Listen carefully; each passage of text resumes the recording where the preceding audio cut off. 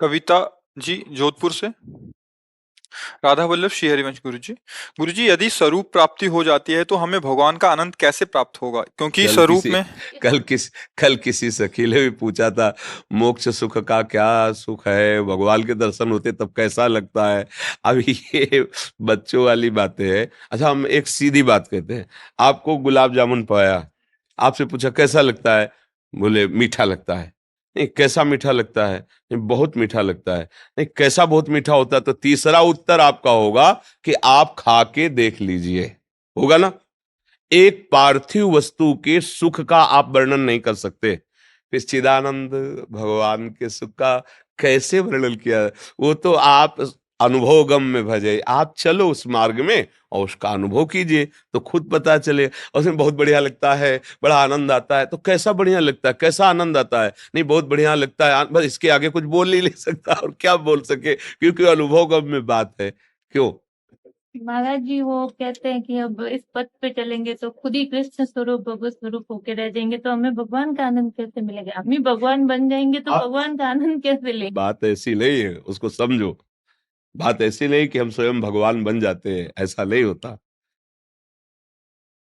चिंतन करते करते इस शरीर का चिंतन छूटा। हम शरीर तो है नहीं ना, पक्की बात तुम्हें पता है ना। कोई स्त्री है ना कोई पुरुष है। एक पोशाक है, प्राकृतिक पांचभौतिक पोशाक है ये। जो हमारा स्वरूप है, जिसे आत्मा कहते हैं, वो भगवान का अंश है, तेज अंश है, ज्योतिर्मय, आनंदमय, चेतन, अमल, सहज, सुख राशि। और जब हम भगवान का चिंतन करते हैं, चिंतन करते करते हमारे पूरे के पूरे क्षेत्र में केवल भगवान होते हैं और मैं चिंतन कर रहा हूं, ये खो जाता है। यही तदात्म स्थिति हुई। तो है ना भगवान, वो भगवान के रस में डूबा हुआ है। ऐसा थोड़ी कि मैं भगवान बन गया, भगवान दूसरे हो गए। ये अभी स्थिति नहीं है ना, इसलिए आप नहीं समझ पा रहे। मम दर्शन फल परम अनुपा, जीव पाओ निज सहज स्वरूपा। भगवान और स्वयं में भेद नहीं रह जाता है, अभेद दर्शन। जैसे हमारी सेवा में जो, तो हमारे समान ही उनको ज्ञान होना चाहिए और हमारे में ही आसक्त होना चाहिए और हमारे जैसे होना चाहिए, तभी तो हमारी सेवा कर सकते हैं, नहीं थोड़ी कर पाएंगे सेवा।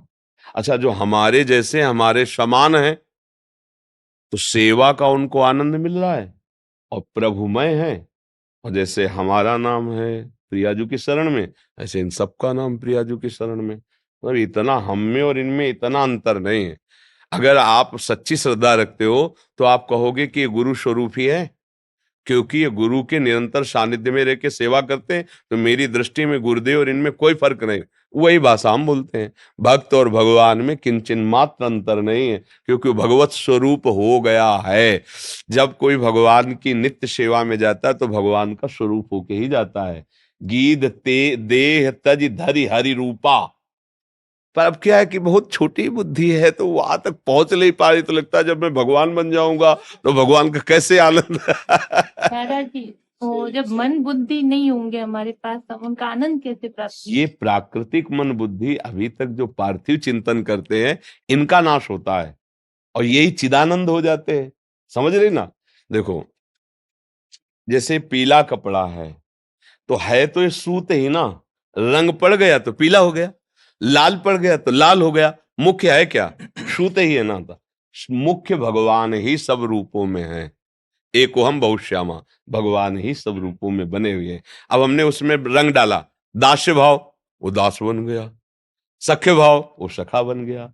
गोपी भाव, वो गोपी बन गया। सहचरी भाव, वो से रंग है, ये भाव का, प्रेम का रंग है। दास्य रंग, सख्य रंग, ये। अब चूंकि थोड़ा अध्यात्म की ऊंचाई पर चलो तो तुम्हें समझ में आए। कितना नाम जप करते हो? महाराज जी कीर्तन करते 15-20 मिनट सुबह और 15-20 ये जलपान से काम नहीं चलेगा। राजभोग चाहिए, चक्क भोजन चाहिए, पेट तब भरेगा। जल बाल भोग से चल जाएगा क्या काम है? बाल भोग को क्या कहते हैं? ब्रेकफास्ट। ब्रेकफास्ट नहीं, वो दोपहर वाले को क्या कहते हैं? लंच। डट के जब छक के पाओ तब समझ में आएगा। ये 10-15 मिनट कीर्तन से नहीं, कम से कम 4 घंटे 5 घंटे 24 घंटे में अंदर से भजन, बाहर से शांत, तब तो बात है। अब हम देखो खड़े हैं 10 हाथ गड्ढे के नीचे और बात कर रहे हैं एकदम आखिरी मंजिल वाली, तो कैसे समझ में आएगी? थोड़ा तो आओ, 1-2 फ्लोर भी तो चढ़ के आओ, तो कुछ फिर ऊंचाई पे समझ में आए। नाम जप करो खूब।